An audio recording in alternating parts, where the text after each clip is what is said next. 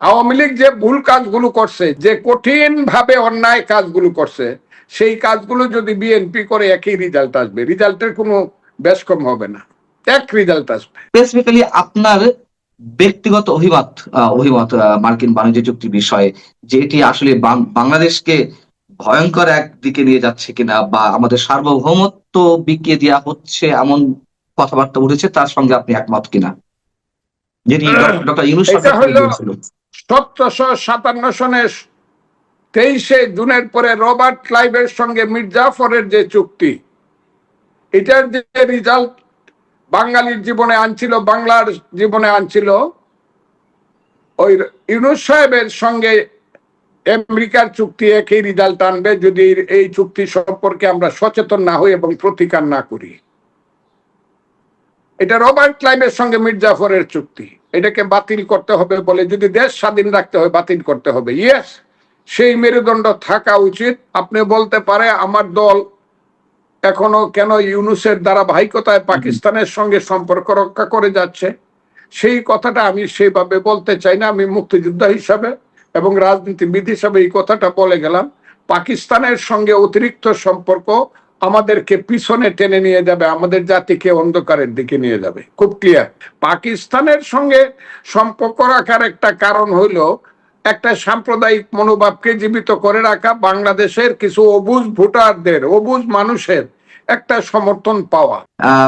আপনি সাহসের সঙ্গে নানান ধরনের কথা বলে যাচ্ছেন, বিশেষ করে মুক্তিযুদ্ধের ইস্যুতে, এটি আর নতুন করে কিছু বলার নেই।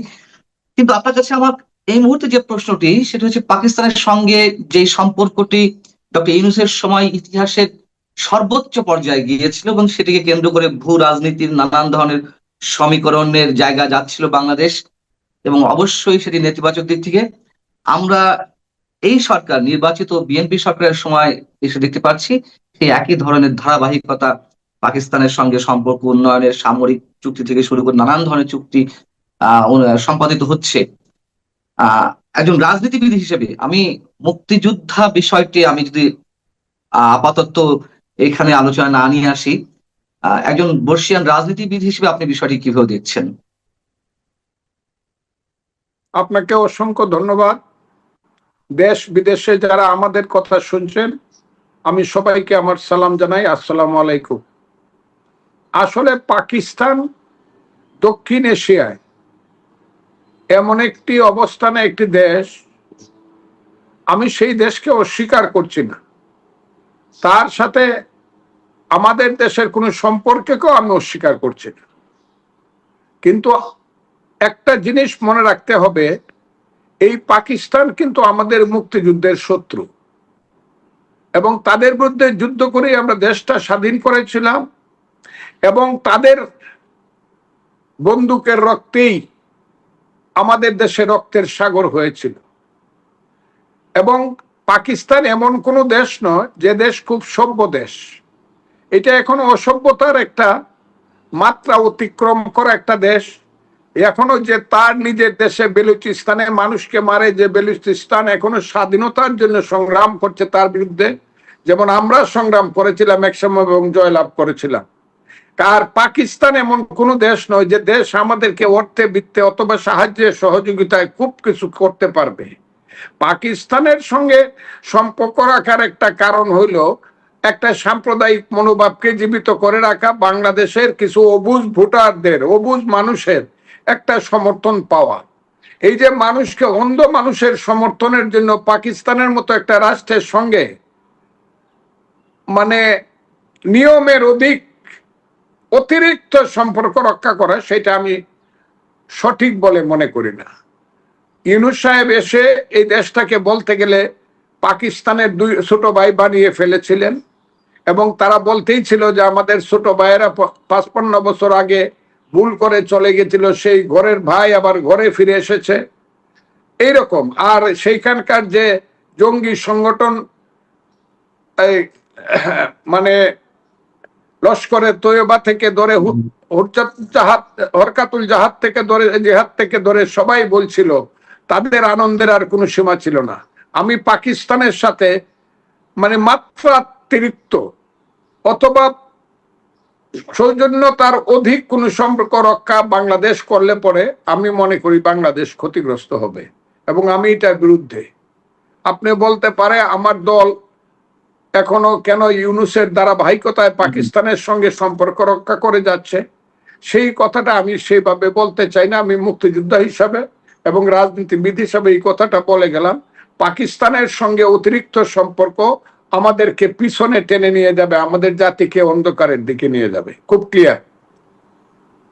আমাদের শিক্ষামন্ত্রী এহসানুল হক মিলন তিনি বলেছেন, তিনি পাকিস্তান সফর করে এসেছেন, তিনি বলেছেন যে পাকিস্তানের শিক্ষা প্রতিষ্ঠানগুলো গুণগত মানের দিক থেকে অনেক উৎকর্ষ সাধিত হয়েছে, অনেক দূর এগিয়ে গেছে, আমাদের সন্তানেরা সেখানে পড়াশোনা করতে যাবে। এবং তিনি গর্ববোধ করেছেন পাকিস্তানের শিক্ষা প্রতিষ্ঠানের যেই মানগুলো দেখে। সেটা নিয়ে নানান ধরনের বিতর্ক রয়েছে, পাকিস্তানের শিক্ষা প্রতিষ্ঠানগুলো আসলে কতটুকু উন্নত হয়েছে। তারপর আপনাকে জানতে চাই যে এই বিষয়টি কি সুদূর প্রসারী একটা প্রভাব ফেলবে না বাংলাদেশের ক্ষেত্রে, যেখানে তাদের জঙ্গিবাদী প্রতিষ্ঠানগুলো বাংলাদেশে নানান ভাবে প্রভাব বিস্তার করার চেষ্টা করছে, সেখানে আমাদের সন্তানেরা পৃথিবীর এত দেশ থাকতে কেন পাকিস্তানমুখী হবে? আপনার প্রতিক্রিয়া? আমি কথাটি আগে উত্তর দিয়ে গিয়েছি। ব্যক্তিগতভাবে কে কি পাকিস্তানের পক্ষে বিপক্ষে বলল সেটা আমার কাছে কোনো প্রশ্ন না। পাকিস্তান শিক্ষায় দীক্ষায় জ্ঞানে গুণে উৎসর্গে অনেক বেশি উন্নত হয়ে যাবে বা গেছে, এটা যারা মনে করে এটা তাদের নিজস্ব ব্যাপার, কিন্তু আমি এটা মনে করি না। আমি মনে করি পাকিস্তান এখনো একটা পশ্চাৎমুখী সাম্প্রদায়িক রাজনীতির দেশ, এবং ওইখানে স্বৈরাচারের অবস্থানটা কোনো পরিবর্তন হয় না। এটা দেখলেই বোঝা যায়। তার সাবেক 2 বারের প্রধানমন্ত্রী সারা বিশ্বে যার নাম শুনলেই শ্রদ্ধা করে, সেই ইমরান খানকে জেলে রেখে আস্তে আস্তে মৃত্যুর দিকে এগিয়ে নিয়ে যাচ্ছে। কাজে পাকিস্তানের ব্যাপারে এইসব গৌরবময় কথা যারা বলে তাদের সঙ্গে আমার মিল হবে না, আমি তাদের সঙ্গে একমত হতে পারবো না বলে দুঃখিত।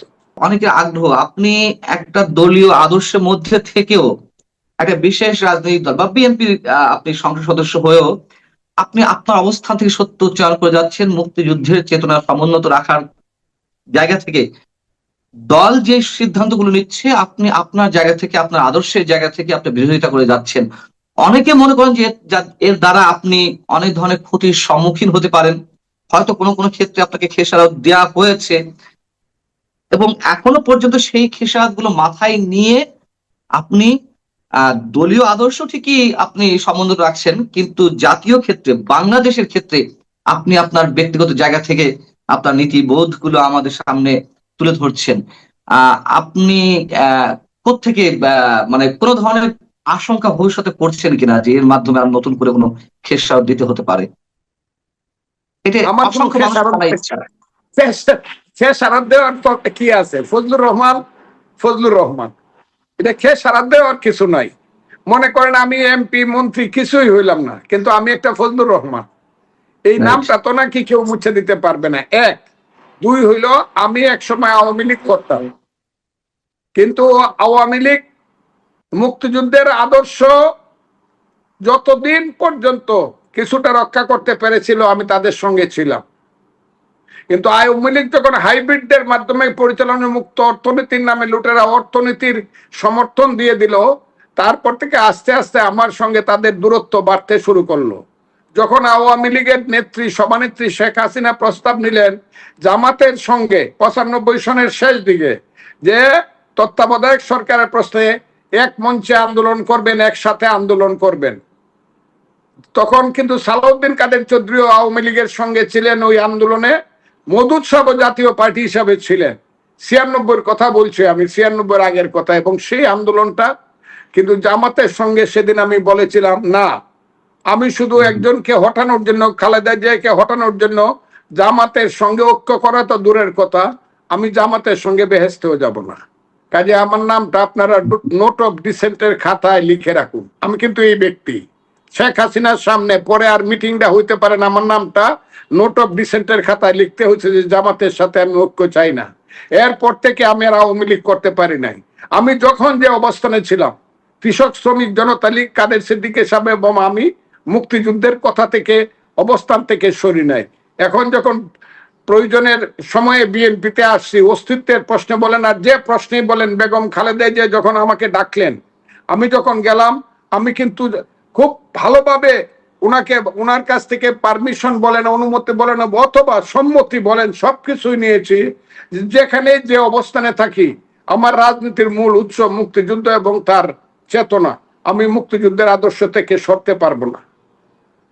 আপনার এই কথাটা খুব ক্লিয়ার। আমি যে কারণেই হোক, আমার জন্মের শ্রেষ্ঠ অর্জন হলো মুক্তিযুদ্ধ, বাঙালি জাতির জীবনের শ্রেষ্ঠ অর্জন হলো মুক্তিযুদ্ধ। যেখানে যে অবস্থানে থাকি আমি সেই অবস্থান থেকে সরব না, সেই অবস্থান থেকে আমি কথা বলছি। আমি দলের কোনো ক্ষতি করছি না, বরং দলকে বাঁচানোর জন্য বা দলকে এগিয়ে নেওয়ার জন্য বা দলের দুঃসময়ে পাশে দাঁড়ানোর জন্য যে কথাগুলো আমি বলেছিলাম, যে কথার কারণে একসময় দল আমাকে সাময়িকভাবে বহিষ্কারও করেছিল, পরবর্তী সময়ে দল যখন বিপদে পড়েছে জামাতের সঙ্গে ইলেকশনে মুখোমুখি হয়ে, দলকে কিন্তু বলতে হয়েছে ইয়েস, আমরা হলাম শহীদ জিয়ার দল, আমরা মুক্তিযুদ্ধের দল, মুক্তিযুদ্ধ আমাদের ভিত্তি। এই কথা কই দলকে আজকে 209 সিটে মেজরিটি পেতে হয়েছে। আমি সেই কথাটাই বলতে চাই, বিএনপি যতদিন শহীদ জিয়াউর রহমানের মুক্তিযুদ্ধের পথে থাকবে, ততদিন বিএনপি নিজেকে মাথা উঁচু করে বাংলাদেশের দায়িত্ব পালন করতে পারবে এবং সম্মান পাবে। কিন্তু মুক্তিযুদ্ধের পথ থেকে বিএনপি যদি সরে যায়, তাহলে কি হবে আমি বলতে পারবো না। কথাটা খুব কাজে আমি আওয়ামী লীগের প্রসঙ্গে যখন এলো তখন অনেকেরই এখন এক ধরনের অস্বচ্ছ ধারণা রয়েছে, ধারণাটা ঠিক স্বচ্ছ নয়। যেই জায়গাটা তা হচ্ছে, আওয়ামী লীগ আপনাকে বহিষ্কার করেছিল নাকি আপনি আওয়ামী লীগ নিজ থেকে ছেড়েছিলেন? এর উত্তরটা অনেকেই জানতে চান, অনেকের কাছে এই বিষয়টি অস্পষ্ট। আমি আওয়ামী লীগ ছেড়ে যাই নাই। আওয়ামী লীগ আমাকে বহিষ্কার করেছিল বিনা নোটিশে, বিনা শোকজ নোটিশে, আজীবনের জন্য।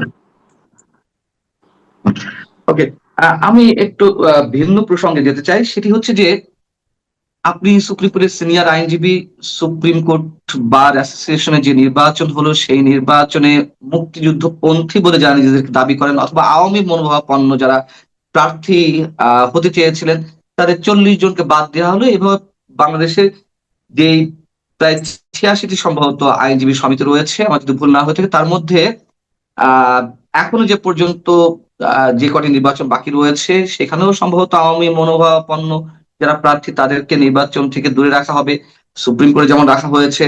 এবং সুপ্রিম কোর্টের ইতিহাসে এই প্রথমবারের মতন আওয়ামী পন্থী আইনজীবীদেরকে নির্বাচন থেকে বের করে দেওয়া হলো। আমি যদি একটু আপনাকে ধরিয়ে দিই যে বিএনপি মানে আওয়ামী লীগের 16.5 বছরের শাসন আমলে বিএনপি নেতা কর্মীরা অনেকভাবে নির্যাতিত হয়েছে, এটা সত্য কথা। জেল, জুলুম, হুলিয়া ইত্যাদি ইত্যাদি। নির্বাচনেও তাদেরকে নানান ভাবে পরাস্ত করা হয়েছে, নির্বাচন থেকে দূরে রাখার চেষ্টা করা হয়েছে। কিন্তু সুপ্রিম কোর্টের মতো জায়গাতে এমন রেকর্ড তারা করতে পারেনি যে বিএনপি মনোভাবাপন্ন প্রার্থীদেরকে বাইরে রাখবে, যেটি এবার হলো। এর মধ্য দিয়ে কি আবারও সেই আওয়ামী পথে যাচ্ছে বিএনপি? আপনার কি মনে হয়?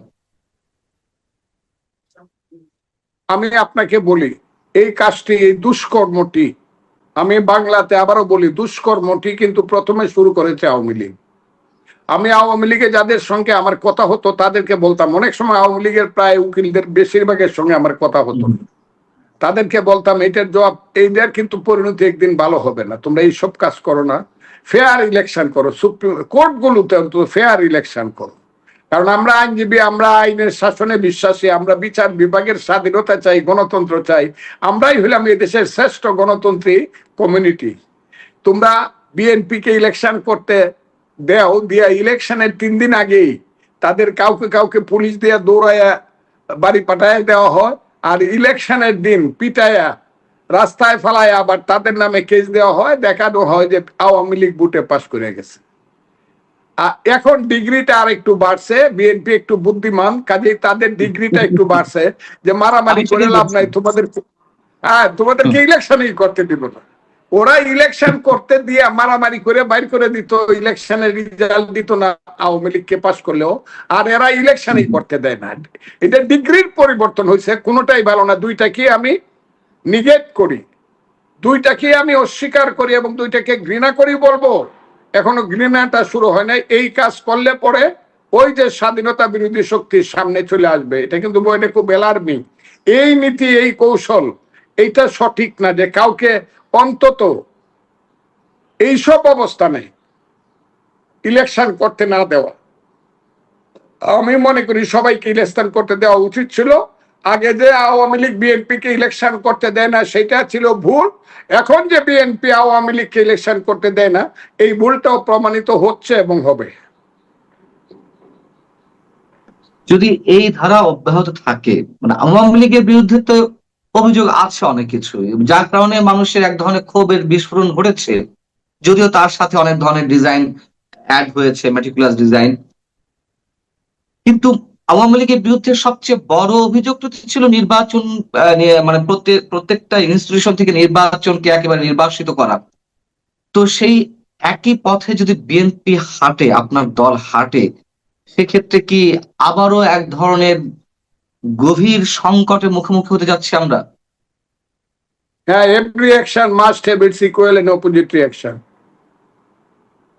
প্রত্যেকটা কাজ আপনি করলে, যেমন 2+2=4, আমি করলে 2+2=4 বা 4। জিনিসটা এরকম, যে কাজটা, যে অন্যায়টা আপনি করলে যে রেজাল্ট আসবে 2-2-4, আমি করলে সেই রেজাল্টই আসবে 2-2-4। শুধু ব্যক্তির পরিবর্তন হবে। আওয়ামী লীগ যে ভুল কাজগুলো করছে, যে কঠিন ভাবে অন্যায় কাজগুলো করছে, সেই কাজগুলো যদি বিএনপি করে একই রেজাল্ট আসবে, রেজাল্টের কোনো বেশ কম হবে না, এক রেজাল্ট আসবে। আরেকটা খুব সাম্প্রতিক বিতর্কিত ইস্যুর বিষয়ে আপনার প্রতিক্রিয়া জানতে চাচ্ছি। অনেকে অনেক ধরনের কথা বলছেন, সুশীল সমাজ থেকে শুরু করে মানে গবেষক বা রাজনৈতিক মহল। আমরা মার্কিন বাণিজ্য চুক্তি সম্পর্কে আপনার প্রতিক্রিয়া জানতে চাই, যে এই বিষয়টি সংসদে আলোচনা হওয়া উচিত ছিল কিনা, এবং স্পেসিফিক্যালি আপনার ব্যক্তিগত অভিমত মার্কিন বাণিজ্য চুক্তির বিষয়ে, যে এটি আসলে বাংলাদেশকে ভয়ঙ্কর একদিকে নিয়ে যাচ্ছে কিনা, বা আমাদের সার্বভৌমত্ব বিকিয়ে দেওয়া হচ্ছে এমন কথাবার্তা উঠেছে, তার সঙ্গে আপনি একমত কিনা, যেটি ডক্টর ইউনূস এটা সরকার থেকে হলো দিয়েছিল? 1757 সনের 23শে জুনের পরে রবার্ট ক্লাইভের সঙ্গে মীর জাফরের যে চুক্তি, এটার যে রেজাল্ট বাঙালির জীবনে আনছিল, বাংলার জীবনে আনছিল, ওই ইউনূস সাহেবের সঙ্গে আমেরিকার চুক্তি একই রেজাল্ট আনবে যদি এই চুক্তি সম্পর্কে আমরা সচেতন না হই এবং প্রতিকার না করি। এটা রবার্ট ক্লাইভের সঙ্গে মীর জাফরের চুক্তি। এটাকে সংশোধন করতে হবে, সংশোধন না শুধু এটাকে বাতিল করতে হবে, বলে যদি দেশ স্বাধীন রাখতে হয় বাতিল করতে হবে। ইয়েস, সেই মেরুদণ্ড থাকা উচিত। আমেরিকাকে যে বলতে পারবে যে আপনার দেশ একটা অনির্বাচিত এডেন্টিম সরকারের সঙ্গে আপনারা যে চুক্তিটা করেছিলেন সেইটা আমরা পুনর্মূল্যায়ন করতে চাই, আমরা পুনর্বিবেচনা করতে চাই, let us sit in the table. কিন্তু তার কি কোনো সম্ভাবনা আছে? বিএনপি তো সেটি এগিয়ে নিয়ে যাচ্ছে। আমি এটা বলতে পারবো না, আমি ওই লেভেলের আমি লোক না। সম্ভাবনা আছে কিনা এই কথাটা, কিন্তু সম্ভাবনা টেবিলে বসা উচিত এটা আমি জানি, কিন্তু আমি হবে কিনা এটা আমি জানি না, কারণ আমি ওই লেভেলের লোক না দলের।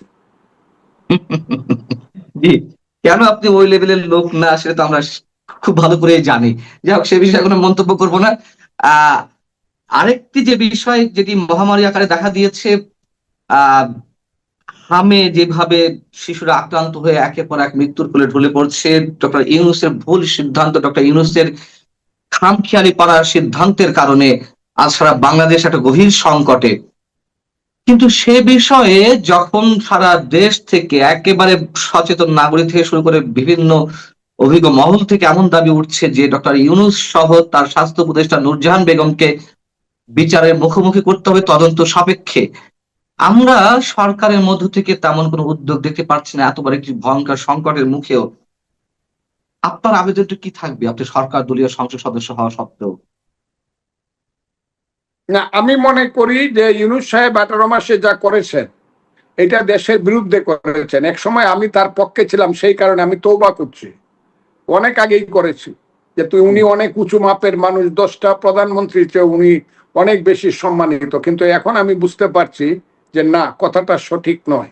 ইউনূস সাহেব যা করেছেন এবং তার সরকার যা করেছে, এই ব্যাপারে হিসাব নিকাশ হওয়া দরকার। এবং হিসাব নিকাশ হলে অনেক ভাবে মানে মানুষ তুলনা করবে যে 15 বছরের ফ্যাসিস্ট শাসন বা স্বৈরাচারী শাসন আর ইউনূসের 18 মাসের শাসনের মধ্যে কোনো পার্থক্য আছে কিনা, কোনটা কম বেশি এটা তখন হবে, মানে বিবেচনায় আসবে মানুষের, তখন মানুষ বুঝতে পারবে। ইউনূস সাহেব দেশের ক্ষতি ছাড়া কোনো ভালো করে নাই তার সরকার। তারা চুরি চুট্টামির থেকে দইরা, মদ থেকে দইরা, তারা এই দেশে লুটপাট করার থেকে দইরা 3 মাসে একজন প্রাইভেট সেক্রেটারির মন্ত্রীর প্রাইভেট সেক্রেটারি 300 কোটি টাকা চুরি করার থেকে দূরে এই চোর চোরটাদেরকে নিয়ে, মবকারীদেরকে নিয়ে এবং বেআইনি ভাবে এই দেশে যে রাষ্ট্রটি চালিয়েছে এর একটা হিসাব, 18-19 মাসের একটা হিসাব আমাদের সরকার নিবে বলে আমি মনে করি, নেওয়া উচিত। যদি না নেয় তাহলে বিচারের বাণী নীরবে নিবৃতে কাঁদে, এই কথাটি হয়তো বা আমাদের বেলায় সত্য হবে। আপনি নিজেও ডক্টর ইউনূস সম্পর্কে খুব ভালোভাবে জানেন এবং 18 মাস তো আপনি মানে প্রথম দিকে ডক্টর ইউনূসের প্রশংসা করলেও আপনি মানে খুবই দ্রুত আপনার যেই গভীর চিন্তা ভাবনা সেই জায়গা থেকে আপনার দৃষ্টিভঙ্গি বদলে গিয়েছিল এবং শুরু থেকেই আপনি ডক্টর ইউনূসের নানান কাজে বিরোধিতা করে আসছেন এবং অনেক কাজে প্রত্যক্ষ সাক্ষী এবং তার শাসনের অন্যতম শিকার আপনি নিজেও হয়েছেন। আপনার উপরে মব সৃষ্টি করার চেষ্টা করা হয়েছিল, আপনাকে নানান ভাবে হুমকি ধামকি দেওয়া হচ্ছিল ডক্টর ইউনূসের প্রচ্ছন্ন এক ধরনের সমর্থনে। আপনার বিষয় নয়, সারা বাংলাদেশকে যেই জায়গায় নিয়ে গেছে, আপনি যদি বিচারকের আসনে বসতেন, এটা একটা হাইপোথেটিক্যাল কোশ্চেন হচ্ছে আমি জানি, তারপরও আপনি যদি বিচারকের আসনে বসতেন, আপনি ডক্টর ইউনূসের বিচারটা কিভাবে করতেন? আমি যদি বিচারের আসনে বসতাম, আমি তো বসিনি, আমি তো একটা রাজনৈতিক দলের সদস্য এখনো আছি। হাইপোথেটিক্যাল কথাটা আমি নাইবা বললাম। আমি বিচারের আসনে না, আসলে বিচার যদি এদেশে থাকতো তাহলে খুব সঠিক বিচারটা বিগত 18 মাসের সরকারের হতো। যদি রিয়েল বিচার বিভাগ, যদি বিচার ব্যবস্থাপনা অথবা বিচার বিভাগের স্বাধীনতা যদি থাকতো, আইনের শাসন, তাইলে 18 মাসের সরকারের অবশ্যই বিচার হতো। কিন্তু বাংলাদেশ, এটা দুর্ভাগ্যজনক, যে কারণে 30 লক্ষ লোক জীবন দিয়ে একটা দেশ সৃষ্টি করছিল, আমরা তার এটা শুধু স্বপ্নেই দেখছি বা আমাদের স্বপ্নই রয়ে গেল, বাস্তবতা এখনো আসেনি। কবে আসবে আমি জানি না। যে এই দেশে এমন একটা শাসন ব্যবস্থা আসা দরকার, এমন একটা দল ক্ষমতায় আসা দরকার। আমাদের দলে যে ক্ষমতায় আসছে, প্রধানমন্ত্রী বলছে এটা আমাদের ক্ষমতা না, এটা আমাদের দায়িত্ব। সেই দায়িত্বটা পালন করা দরকার এবং দায়িত্ব পালন করতে হলে নীতিগত অবস্থানটা একদম ক্লিয়ার হওয়া দরকার। সেই নীতিগত অবস্থানটা ক্লিয়ার না হলে সম্পূর্ণ দায়িত্ব পালন করা হবে না। আমি এই কারণেই বলি, এই দেশটা মুক্তিযুদ্ধের পথে, মানুষের মুক্তি সংগ্রামের পথে যদি চলে তাহলে সবকিছু ঠিক হবে। এছাড়া এই দেশে ওই প্লাস মাইনাস, এটা আমি ওই দিনও বলছি, আজকেও বলি, অ্যাডজাস্টমেন্ট এন্ড কম্প্রোমাইজ করতে হবে। কিন্তু সেই অ্যাডজাস্টমেন্ট এন্ড কম্প্রোমাইজ, আমার 10 কেজি দুধ আছে আর আপনার কাছে 250 গোবর আছে, দুইটা মিক্সচার করে একসাথে খাওয়ার নাম কিন্তু অ্যাডজাস্টমেন্ট এন্ড কম্প্রোমাইজ না। কথাটা কি আপনি বুঝছেন? আমার 10 কেজি দুধ আছে, সেটা আপনি বললেন যে আমার 250 গ্রাম একটু গোবর মিশায় নেন, দুইজনে মিলে মিশা খাই, এটা হবে না। মিলে মিশা খাইতে হবে। আমার 10 কেজি দুধের মধ্যে আপনিও 10 কেজি দুধ মিশাইতে হবে, নট 250 গোবর, 250 গ্রাম গোবর। আমাদের দেশে সেই ভাবটা পরিষ্কার হতে হবে। ফজলুর রহমান, আপনাকে অনেক অনেক ধন্যবাদ। আমাদের অতল শ্রদ্ধা আপনার প্রতি। আপনি দীর্ঘায়ু হন এবং দর্শক আপনারা যারা শুনছিলেন আপনারা ভালো থাকবেন। আল্লাহ হাফেজ।